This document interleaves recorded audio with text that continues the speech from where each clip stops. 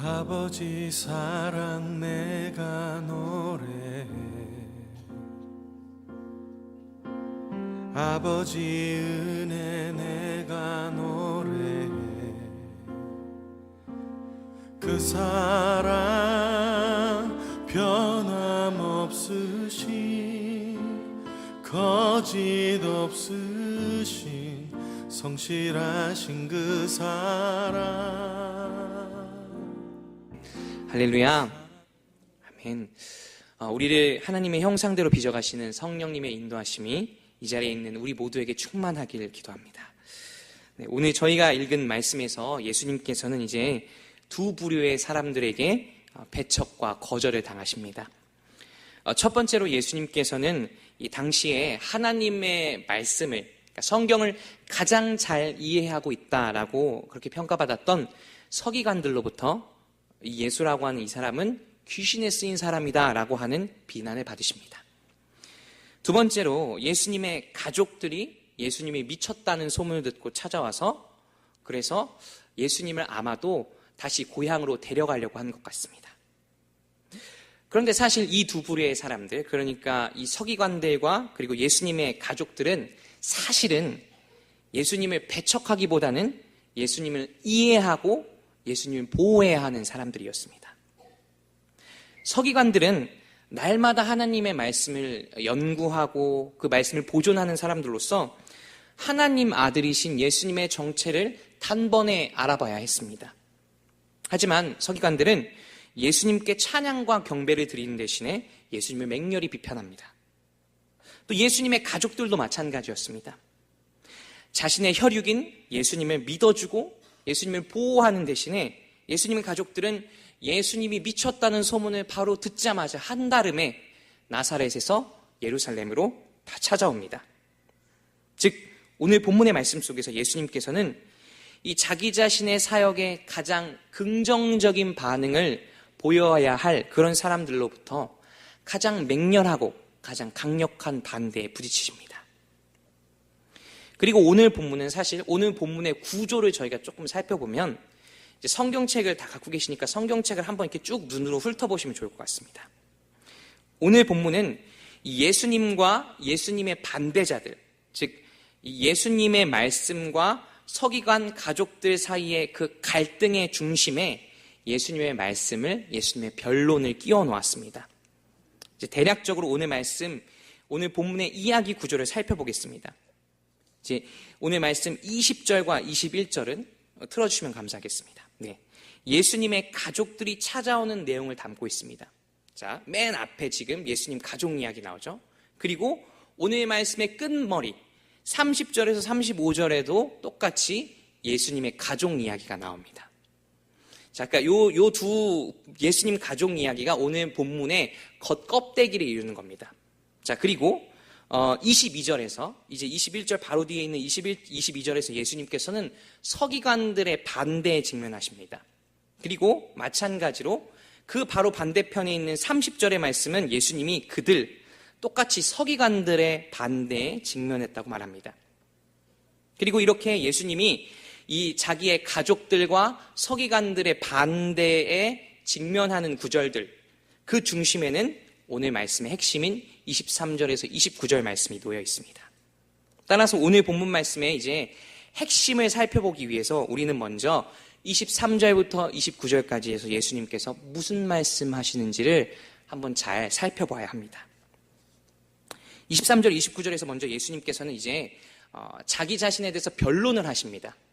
너희 서기관들이 내가 지금 귀신 들려서 그 귀신의 힘을 힘입어 다른 귀신 쫓아낸다고 하는데 난 그런 것이 아니다. 이렇게 말씀하십니다.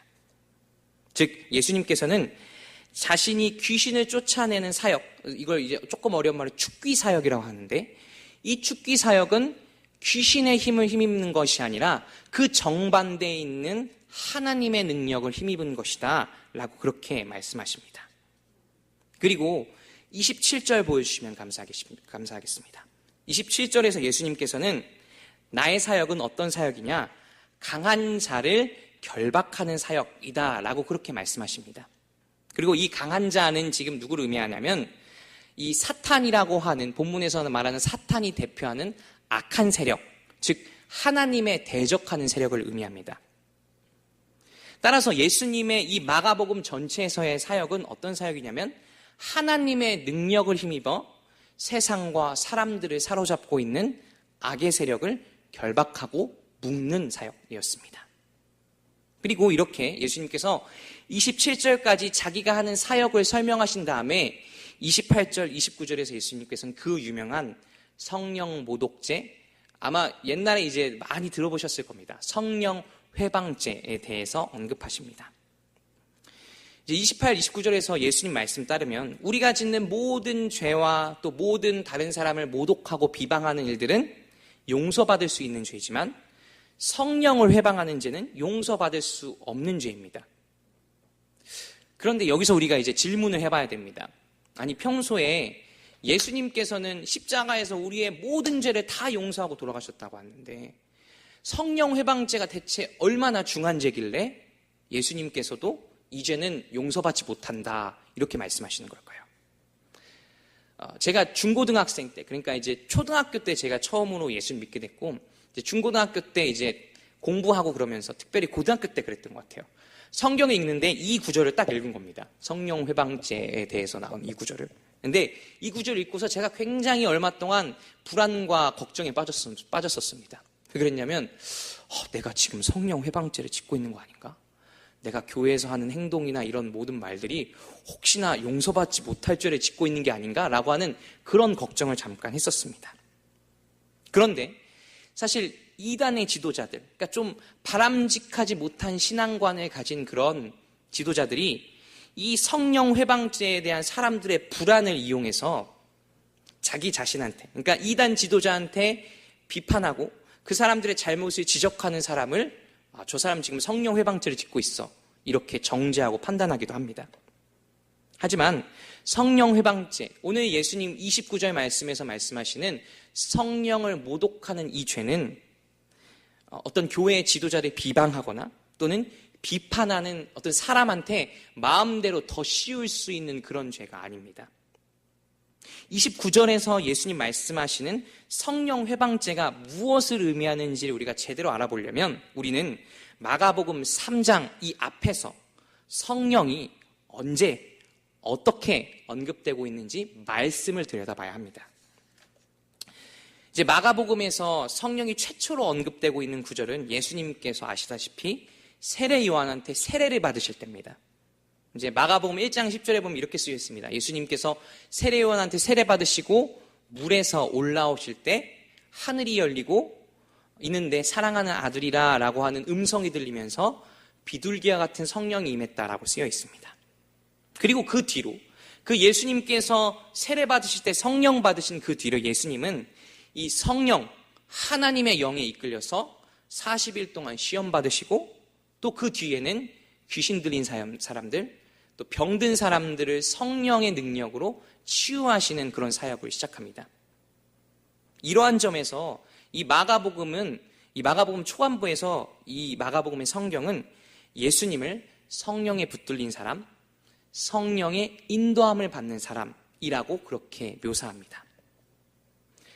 자, 그럼 이제 오늘 본문에서 예수님 말씀하신 성령을 모독하는 죄 또는 성령을 회방하는 죄가 구체적으로 어떤 죄인지 좀 감이 잡히실 것 같습니다. 성령을 회방하는 죄는 간단히 말씀드리면 성령을 받아서 하나님 나라의 사역을 감당하고 계신 예수님을 비방하고 모독하고 거절하는 죄를 지칭하는 말입니다. 예수님을 통해서 선포된 하나님의 그 놀라운 사랑을 거절하는 사람, 또 예수님을 통해서 시작된 하나님 나라를 외면하는 그런 사람이 바로 성령을 모독하는 죄를 짓고 있는 사람인 것입니다. 그리고 예수님을 거절하는 그 사람은 예수님을 통해서 선포된 하나님의 사랑과 용서를 거절하는 것과 마찬가지이기 때문에 당연히 그 결과로 자연스럽게 영원한 죄 가운데 거할 수밖에 없는 것이죠. 그런데 이렇게 우리가 이 오늘 본문의 중심에 있는 성령 회방죄에 대해서 살펴보고 나면 우리는 이제 왜 오늘 본문의 20절에서 35절 말씀이 중심의 성령 회방죄에 대한 말을 놓고 그리고 그 앞과 뒤에 예수님을 비난하고 비판하는 서기관과 가족들의 이야기를 싣고 있는지를 알 수 있습니다. 즉 성령 회방죄가 의미하는 게 무엇인지 정확히 알고 나면 우리는 오늘 본문에서 성령을 모독하고 예수님을 거절하고 있는 사람이 바로 서기관들과 예수님의 가족들임을 깨달을 수 있습니다. 자, 그러니까 서기관들이 그리고 예수님의 가족이 성령을 모독하는 죄를 짓고 있는 사람의 예시로 등장하는 것이죠. 그렇다면 이제 우리는 이 서기관이라고 하는 사람들, 또 예수님의 가족이라고 하는 사람들이 왜 예수님을 거절하게 되었는지를 한번 그 이유를 다시 한번 곰곰이 생각해 봐야 합니다. 자, 먼저 서기관들은 교만했기 때문에 예수님을 거절했습니다. 그런데 이 성경이 말하는 교만이라고 하는 것은 단순히 그냥 잘난 척을 한다거나 아니면 이렇게 사람이 좀 거만한 사람을 교만하다라고 이야기하지 않습니다. 성경이 말하는 교만은 이 하나님께서 지으신 피조물인 인간이 자기 자신의 위치를 망각하고 하나님처럼 되고자 하는 그런 삶의 태도를 의미합니다. 따라서 교만한 사람은 나는 하나님 없이 살아갈 수 있어 라고 그렇게 믿는 사람이고, 또 그 마음속의 교만은 자연스럽게 그 주변의 사람들, 그 주변의 이웃들과 가족들에게 자기 자신이 하나님처럼 되려고 하는 그런 행동들로 나타납니다. 즉 다시 말씀드리자면 교만한 사람은 자기 삶의 주인을 자기 자신으로 선포하고 주변의 사람들한테, 나의 가족들, 나의 이웃들에게 자기가 가진 힘과 권력을 이용해서 하나님처럼 군림하려는 사람들입니다. 그런데 이 오늘 말씀에서 언급되고 있는 서기관들이 왜 교만한 사람들이냐? 사실 예수님이 사시던 시대에 이 서기관들이라고 하는 사람들은 대부분 백성들에게 마치 하나님처럼 여겨지던 사람들이었습니다. 지금 저희가 읽고 있는 이 성경은 사실 성도 여러분 굉장히 지금 사실 저도 읽기 힘드시잖아요. 근데 이 성경은 사실 굉장히 쉽게 읽기 쉽도록 이렇게 만들어 놓은 겁니다. 히브리어 구약 성경, 그러니까 지금부터 3,4천 년 전에 쓰여진 히브리어 구약 성경을 보면 뭐가 없냐면 띄어쓰기가 안 돼 있습니다. 그리고 또 뭐도 없냐면 히브리어에는 기본적으로 모음이 없습니다. 자음만 이렇게 쭉 배열되어 있습니다. 그러니까 이 히브리어 성경을 그 2000년 전 예수님 살던 시대에 그걸 읽고 이해하고 그거를 해석한다는 건 사실 굉장한 훈련과 노력이 필요한 것입니다. 그런데 서기관들은 이렇게 이해하기 어려운 이 성경을 말 그대로 서기하는 일을 하는 사람들이었습니다. 즉, 이 서기관들은 하나님 말씀을 쓰고 읽고 보존하며 연구하는 일을 하는 사람들이었습니다. 그런데 문제는 하나님 말씀이라고 하는 게 우리는 이 말씀 안 지킨다고 해서 누가 막 경찰이 잡아가거나 아니면은 동사무소에서 나와서 당신 벌금 내세요 이러지 않잖아요. 근데 이스라엘 백성들한테 하나님 말씀 자체가 법이었기 때문에 하나님 말씀 해석하고 그 의미를 밝힐 능력, 기술을 가진 서기관들은 자연스럽게 백성들 사이에서 큰 힘을 갖게 되었습니다. 그리고 서기관들은 이 하나님 말씀, 특별히 모세오경이라고 하죠. 창세기, 출애굽기, 창출, 레위기, 민수기, 그리고 여호수아, 요 5 말씀에 쓰여 있는 율법 조문들, 그 조문에 대한 해석에 대한 답을 가지고, 야, 우리가 지금 이 니네 성경 말씀, 실제로 니네가 읽기 힘들지, 우리가 성경 말씀에 대한 해석을 너에게 줄게. 이렇게 지키면, 이렇게 하나님 말씀을 지키면 하나님 말씀에서 어긋나지 않을 수 있어 라고 하는 이런 해석, 답을 가지고 그 답을 지키는 사람은 하나님의 백성으로, 그 답을 지키지 않는 사람은 하나님의 백성이 아닌 사람으로 정죄하고 판단하기 시작했습니다. 자, 그래서 머지않아 이렇게 하니까 이 이스라엘 백성들 사이에서 서기관들은 마치 하나님을 대신하고 하나님의 말씀을 대신하는 사람들로 받아들여지기 시작했습니다. 서기관들은 자기 자신들이 하나님의 거룩한 말씀을 지키는 사람이라고 생각했지만 하나님 말씀 그 자체보다 자기 자신들이 가진 성경의 해석, 그리고 그 전통을 더욱더 앞세우는 교만을 저지르고 말았고, 또 종교적인 권위를 앞세워서 이스라엘 백성들한테 군림하기 시작했습니다. 그런데 이렇게 백성들한테 하나님처럼 대하던 그런 서기관들 앞에 갑자기 뜬금없이 예수님이 등장합니다. 예수님은 이렇게 말씀하시는 거죠. 야, 서기관들아, 너희가 말하는 그 너희의 해석, 그 전통, 그게 중요한 게 아니야. 하나님 말씀 그 자체에 써져 있는 게 뭔지를 봐봐.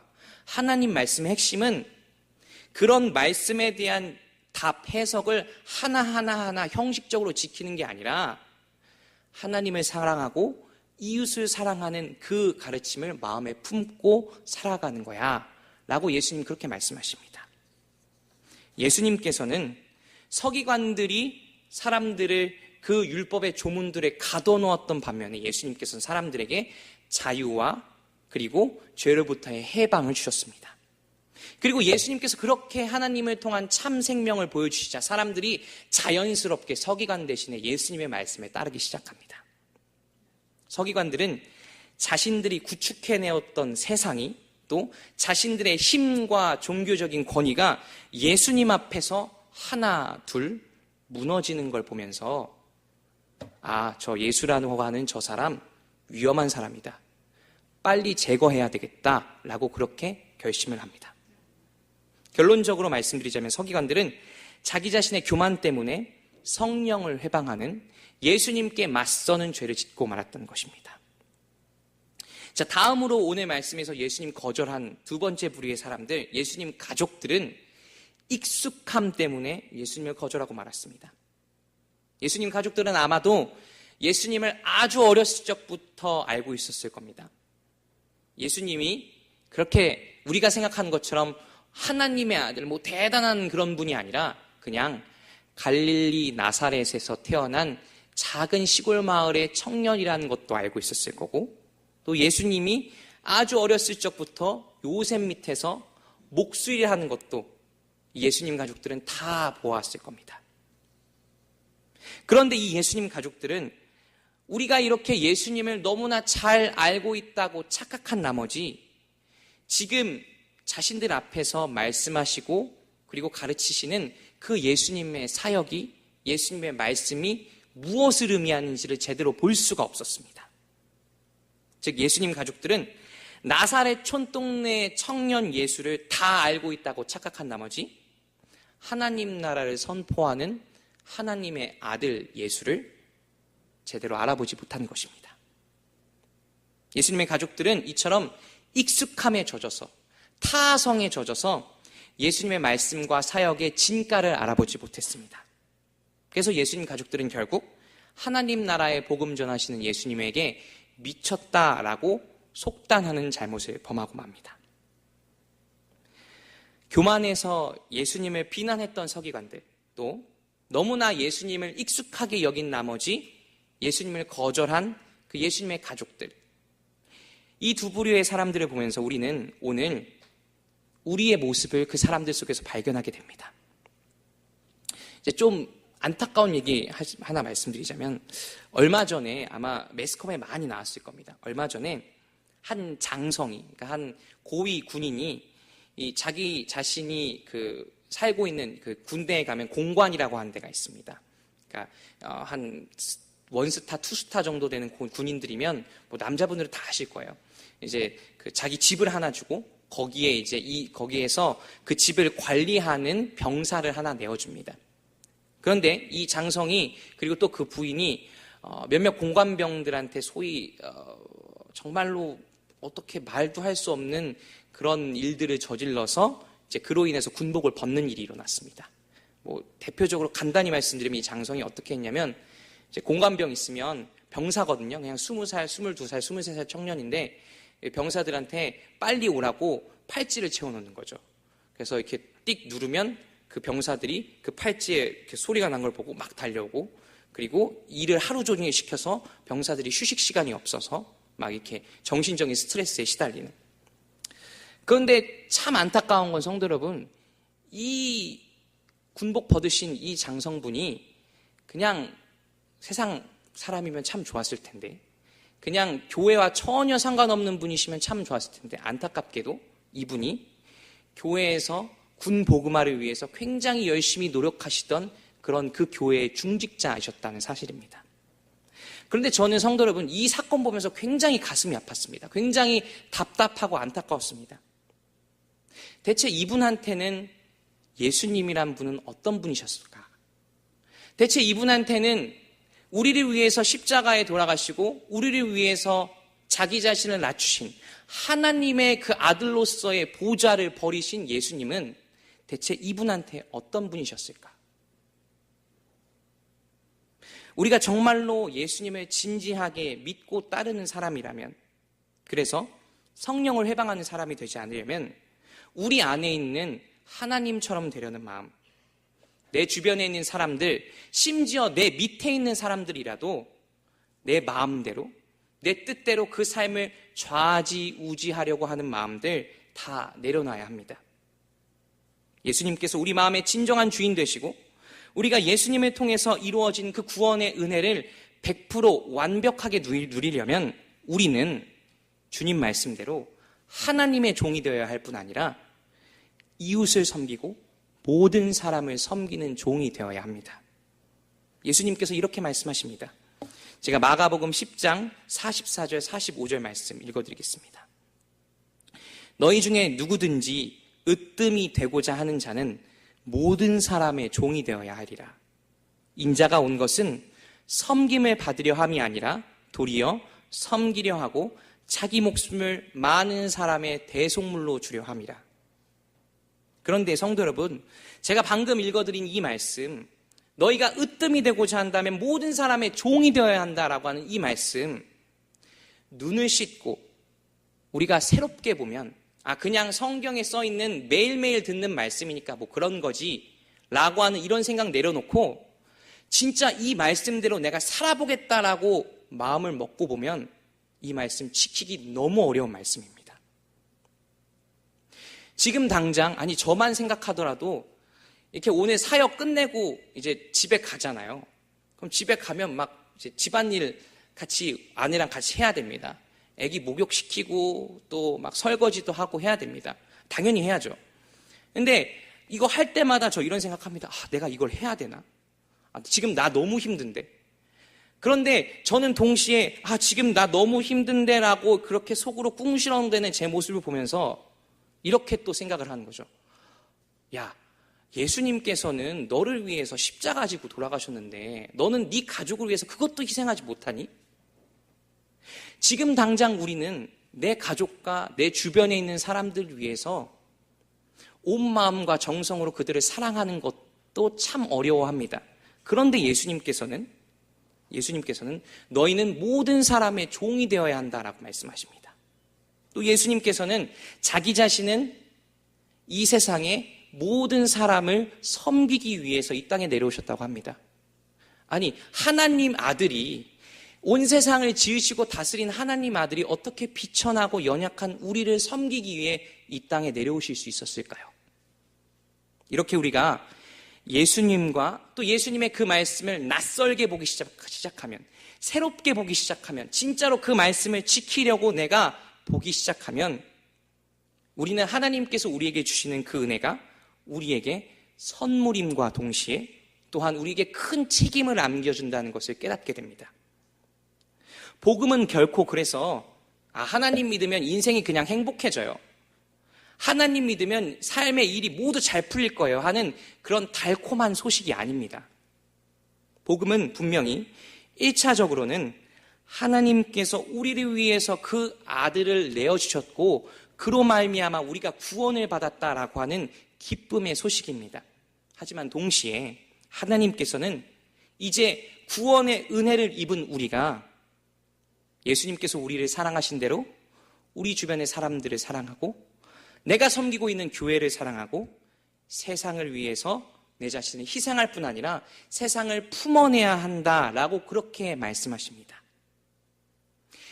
우리를 위해서 베푸신 그 예수님의 사랑과 희생에 걸맞는 삶, 예수님의 겸손과 자기 비움을 닮아가는 삶, 그 삶의 길로 주님께서는 우리를 초청하십니다.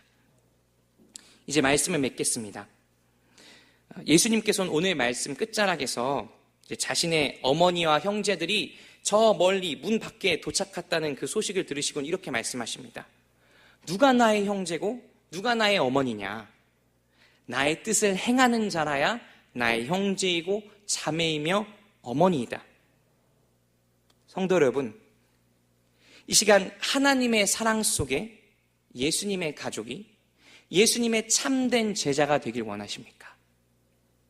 그렇다면 예수님께서 우리를 위해서 지고 돌아가신 저 십자가를 늘 낯설게, 늘 새롭게 바라보시면서 그 십자가가 품고 있는 하나님의 사랑과 은혜의 무게를 깨닫게 되시길 축복합니다.